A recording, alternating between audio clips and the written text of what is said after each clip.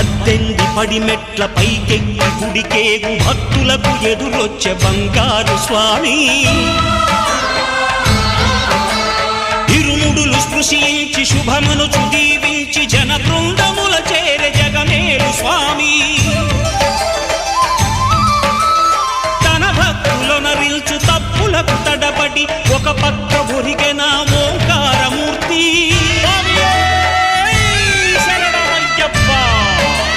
స్వాములందరూ తనకు సాయము కాగా ధీమంతుడై లేచే ఆ కన్య స్వామి